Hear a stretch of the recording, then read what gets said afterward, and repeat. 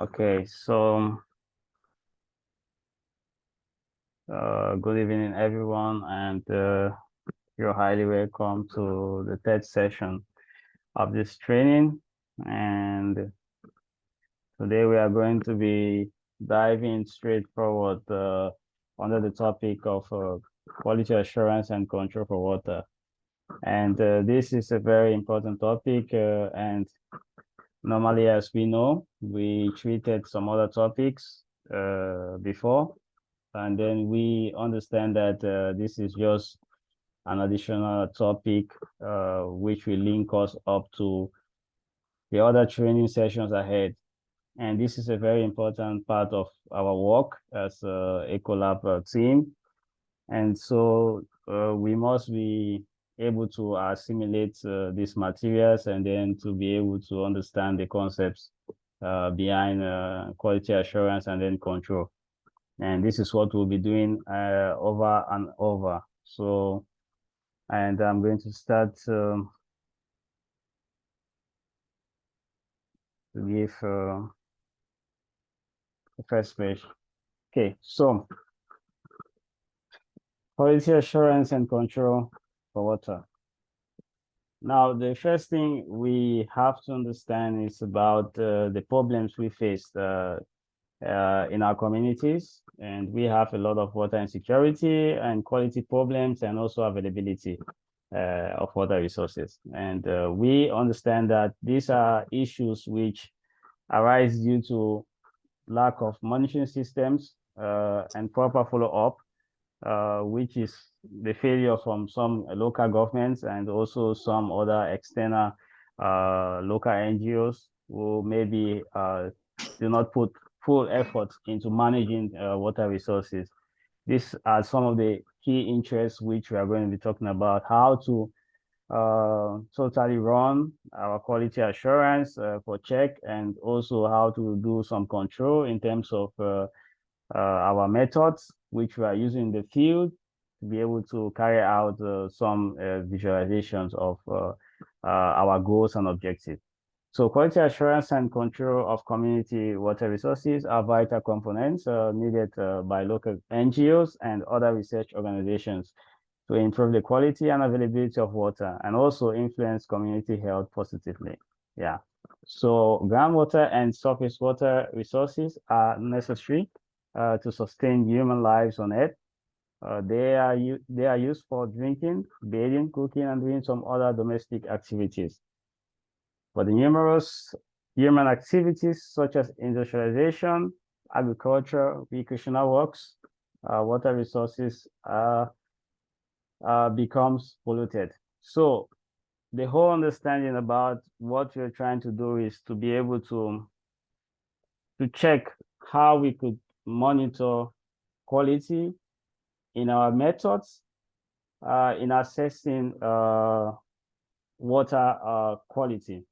This is just a system. So it's a system and an approach which we're going to be studying. So first we have definitions. So the two aspects of quality management are quality assurance and quality control. Now, these are two terms which always we usually say cure A and cure C. So it's just like an abbreviation, cure A, cure C. And these two terms are kind of confusing in the aspect that some people think this is the same, but absolutely no.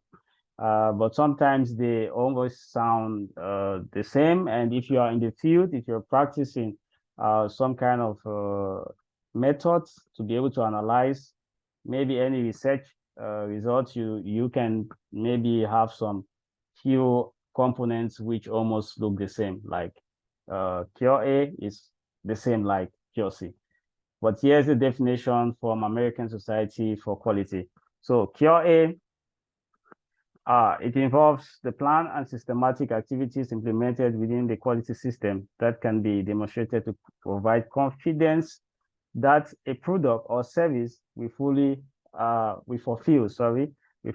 requirements for quality. And QC involves the operational techniques and activities used to fulfill requirements for quality.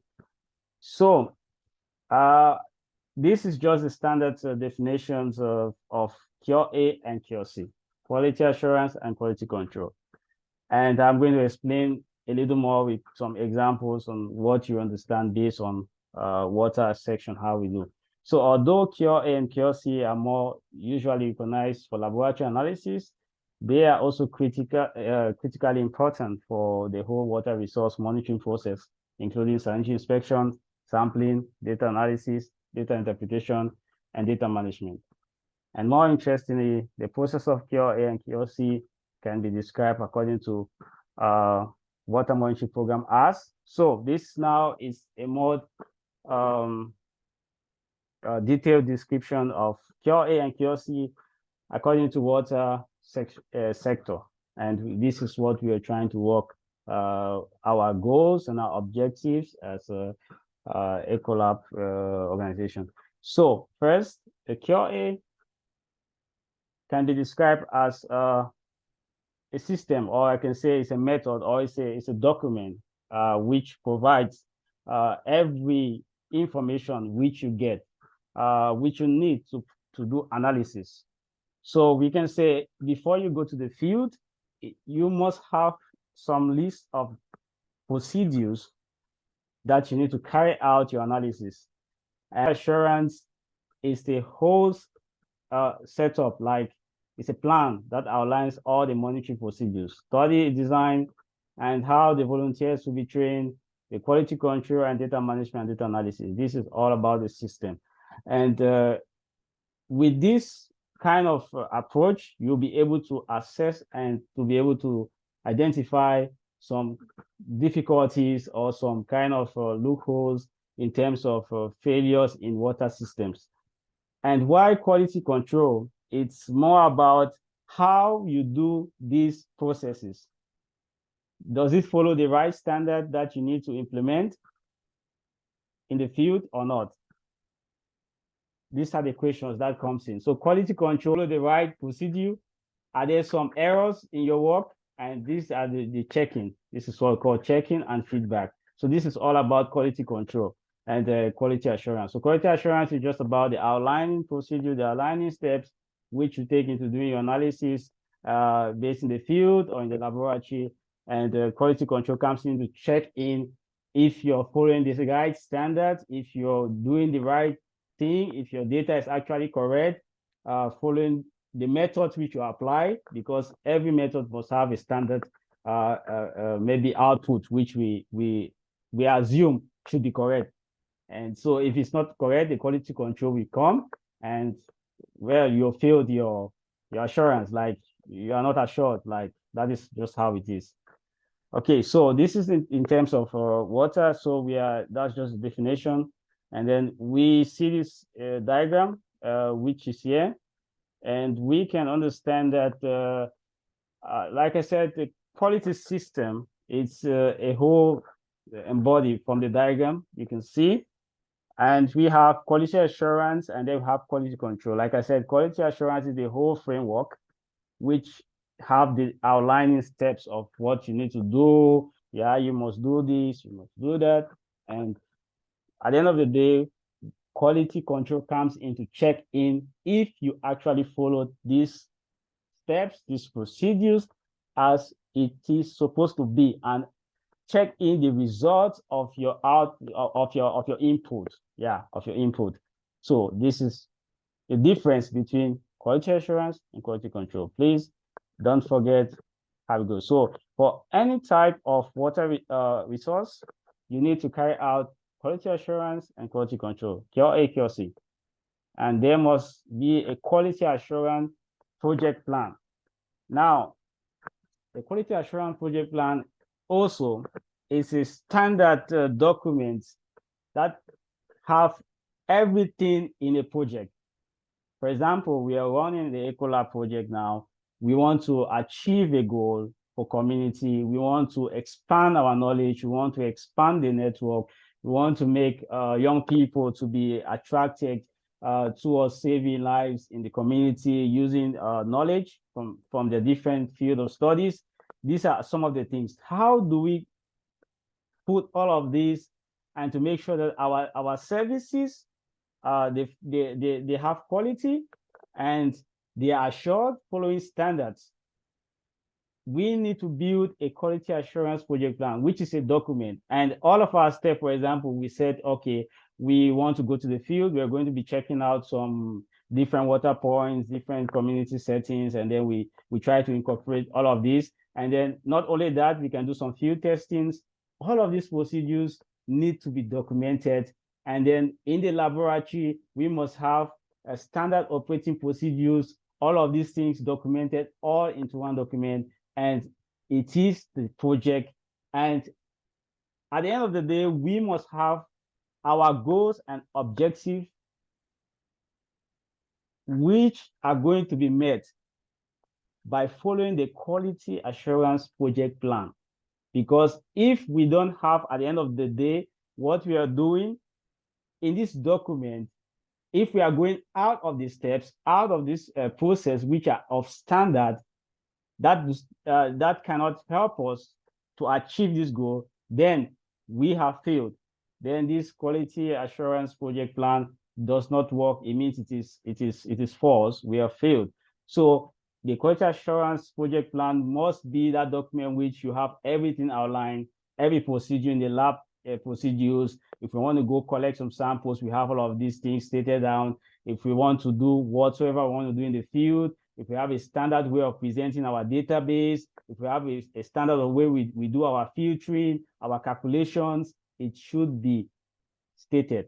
And it must follow that path, because all of these steps, all of these procedures needs to be the key components at the end of the day that will help the organization to meet its end objectives or goal. That is what it means by this quality assurance project plan. It's a document.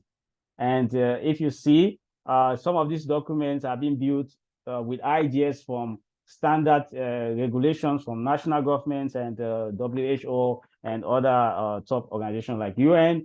It depends on the area in which you're working with. Like there's some people work with other kind of biomedical sciences and research like organizations. They have their own procedures, how they follow this. Okay, so we have a term, water security. And then we have water safeguard zones. We have drinking water safeguard zones. Okay, this is important terminologies when we talk about assurance, because it's more used often, and we must understand this. So water security, it is the capacity of a population to safeguard sustainable access to adequate quantity of acceptable quality water for sustainable livelihood, human well-being, and social and economic development, for ensuring protection against waterborne pollution and water-related disasters, and for preserving ecosystems in a climate of peace and political stability. This definition is from UN Water. And we understand that we are trying to fight and to save our resources, our water resources, not because of just maybe lack of the availability, but also the quality. Because if we have too much water resources being polluted and we cannot control this, we cannot really follow our measures to be able to save, or we can say to safeguard these resources, then we have failed. And this is the terminologies of water security. It entails all the quality aspects which is needed, because you cannot stay in a community or stay in a world whereby we have maybe water is everywhere, but we cannot use it because it's polluted. So water security is the aspect of safeguarding the source by all possible means you can, and also to do water management and conservation. These are all practices which we must apply to achieve water security. And then we have water safeguard zones, which is a very serious combination from water security. Now, the aspect of safeguard zone is just about protecting any area or maybe water from contamination, from any type of pollution. And the aim of creating such zone is to be able to avoid deterioration of water resources by quality or quantity. And this is the main case whereby in some localities, in some communities, I think especially in Africa, people don't really regard water as maybe it's just like it's everywhere, and some people decide to use it anyhow and pollute it anyhow. But in the case, there are little efforts being made to safeguard and to create these safeguard zones. And we are going to see a picture, I think, in the next slide, and I'll be able to show you what happens and how it's done. So in every community, our task as an Ecolab research is to be able to define which zones are of risk of contamination, and then we create a water safeguard zone within these regions. How do we do it? We might find a spring, we might find maybe a well water, which is very important for that community. Yeah, we know these people use it. And for example, in Cameroon, we actually have some good water catchments like local springs and the rest. I think it's found also in other parts of Africa, but these are very good sources of water, and many people don't regard it as something of value, and they misuse it and they pollute it.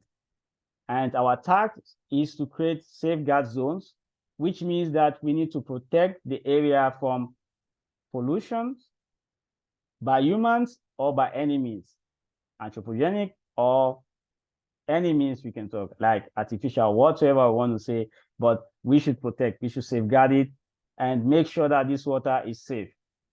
Both groundwater and surface water can be polluted.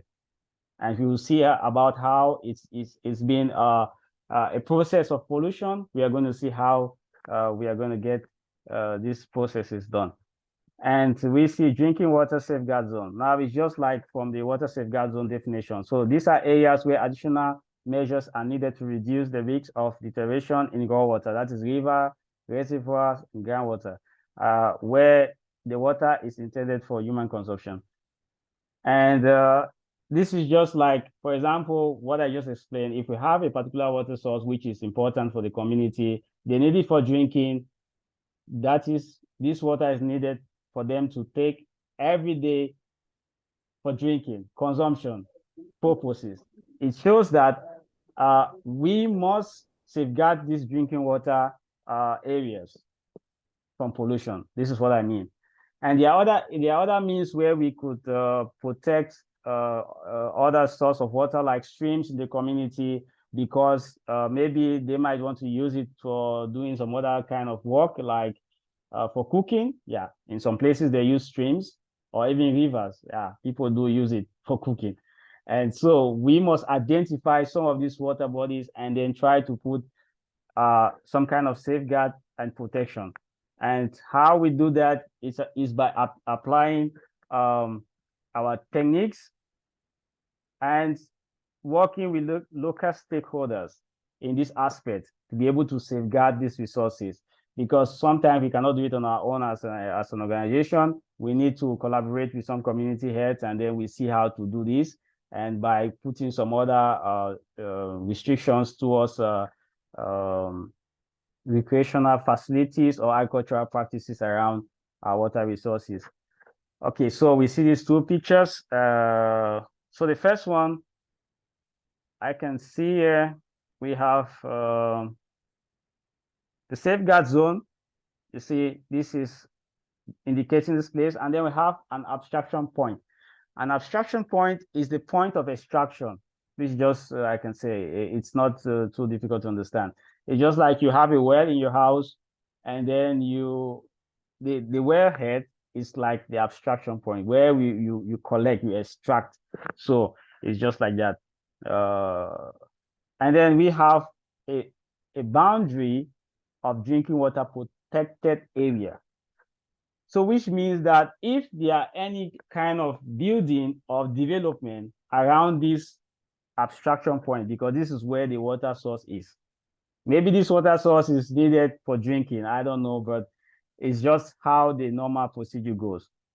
So we must make sure that at this boundary protected, at this boundary, drinking water boundaries protected area, there are no possible source of contamination, either being human or maybe buildings or septic tanks, agricultural practices around this zone. It is safeguarded with a line that is demarcated, like, so it should be at least some meters away.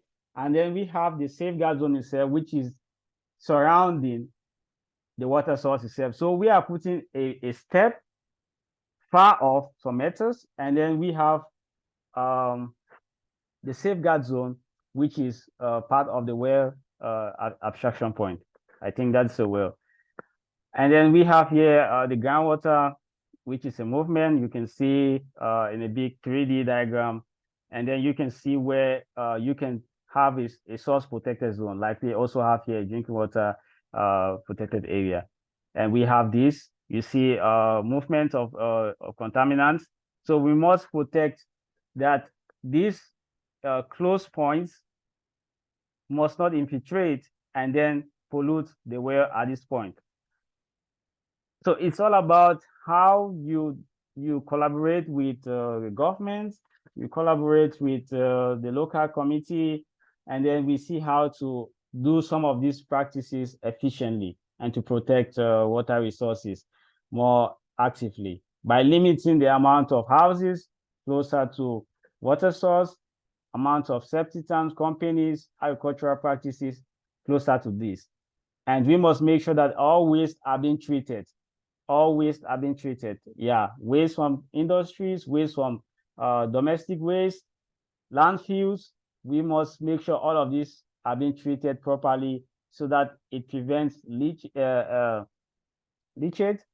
from infiltrating and then polluting the well. This is just what you need to know about the safeguard zones.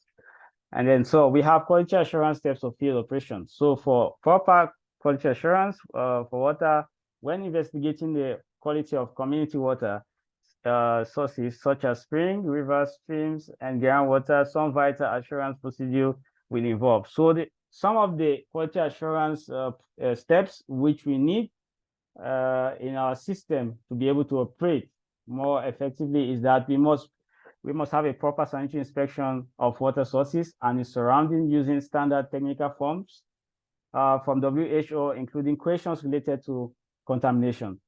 And then we also need to check for source of consumer points of use through mapping of distribution network to identify any defects that may lead to contamination. So this is also a this is a documented step which is more technical. I'm going to explain that. And then we need to follow regular procedures for water sampling in case water testing is needed. So we carry out on-site field testing. So these are all the quality assurance steps we must take when we are doing some field operations in terms of water. So, but how do we monitor our water source to consumer? This is the question. And these are some of the tasks which some maybe major some companies in our countries don't do. They don't carry out these activities because sometimes water may be contaminated before it gets to consumer. And at the end of the day, we find out that many people complain of, oh, maybe the water source is okay. And then I went I at my tap in my compound, and then finally I discovered that maybe it's not the same. This is why quality assurance is needed. We must follow the step to test every water point at any point in time to make sure that we have accurate results from the source to the consumer. And we follow out to also check out maybe the distribution network, the piping system, if there are any faults, and also to make sure we constantly do what we call disinfection of the pipelines, because some communities are not interested. They hardly carry out disinfection of pipelines, because as long as the pipe is beneath the ground, there are a lot of forming bacteria and algae within this system. And so it limits the possibility, or it limits the possibility of having a good water source in some years to come. So this is just some of the procedures. So water source protection identification. So the goal of water quality monitoring is to safeguard human health, and then waterborne diseases can be spread from contaminated water sources, and monitoring programs can detect potential source of pollution and take appropriate actions to avoid disease spread. So it is therefore important to identify common contamination of groundwater and surface water. So this is just all about how we need to identify where we can get pollution or not. And we can be able to know how to follow up with our Cure A and Cure C procedures. And we have the pictures here, I think you can see. So this is a common picture of how groundwater contamination can be seen in this picture, and you can see the different types of pollution that can occur. We have here for landfills, we can see leachate, and we have industries here. You can see some metals and elements which can contaminate water, groundwater resources, as well as surface water. And we have pathogens and other chemicals for municipal sewage treatment. And then we have nitrates for agriculture, and then we have pathogens for septic systems, which is like houses, and we have septic systems. So we also have here salt water intrusion. If maybe groundwater, which like your well, is closer to a sea point, then there is possibility of saltwater intrusion, and your well water feels like maybe salty. Maybe it might be a bore well or whatsoever. Yeah, it might feel salty because of contamination from the sea, and other contaminants can also be part of this system. And then we also have surface water, which we can also see similar contamination paths like that of groundwater. We have the non-point source and the point source pollution. So point source is actually a direct pollution into the surface water, which is evident direct pollution. Like for industries, they have their chemicals and their waste product, they discharge into the streams and rivers immediately. This is a point source pollutant. And then we have non-point source, which means that it's a runoff, it's being washed out from a distance before getting in to the surface water. This is called a non-point source pollutant. So you can see, like for agriculture, animal feedlots, rural homes, all the city streets, and then we have suburban development. Every waste point that is part of the runoff system is known as a non-point source pollutant, and we can see that. So we have quality control for mineral water production. Now, in mineral water production, it is very important for us to know that since we have problems with quality concerns in our community and in other areas of the world, some companies decided to engage into business by producing mineral water, or we call it sometimes bottled water. Yeah. So, and the process is the same. Every company applies the Cure A and Cure C when extracting water from its source right up to the final stage of bottling. And the stages include extraction, treatment, testing, and then bottling.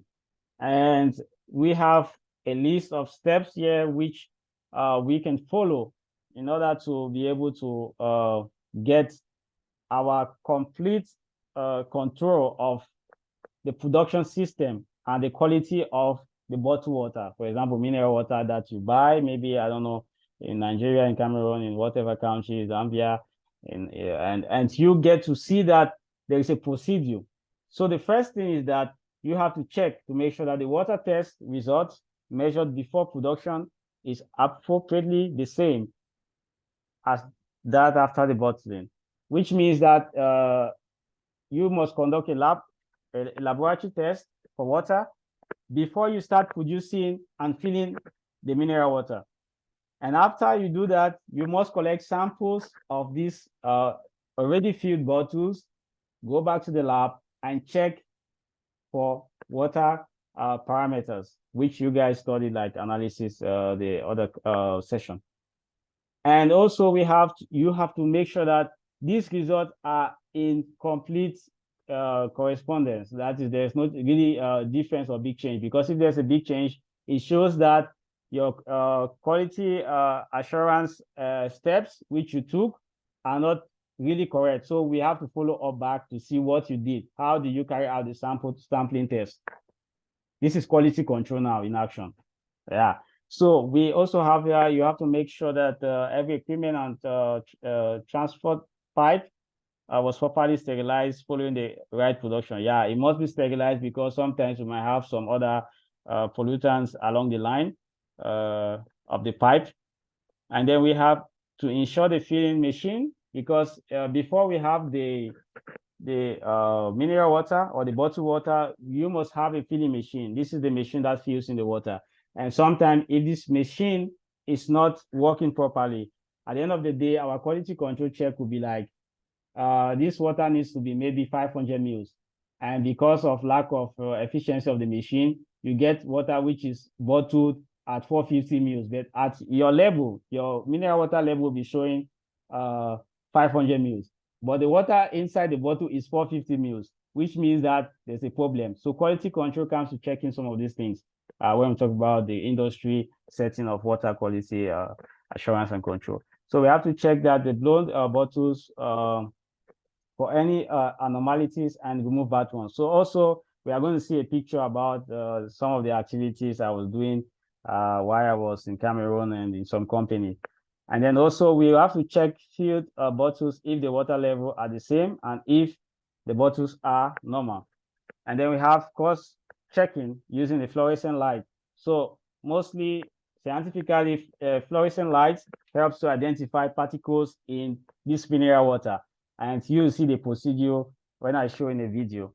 So finally, ensure that the water bottle label is carried. Yeah, it carries the correct information and it's placed properly in the bottle. Okay, so this is just a picture of quality control procedure. If you're doing with mineral water, you will see some procedure and you see some of these things. This is mineral water being produced, and this is me and my colleague.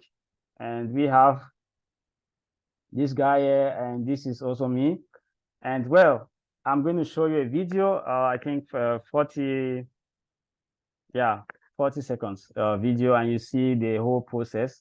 Yeah, so I'm going to stop my screen now, stop sharing, and then I will check the video.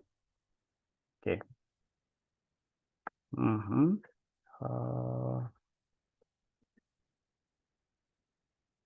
Mm-hmm.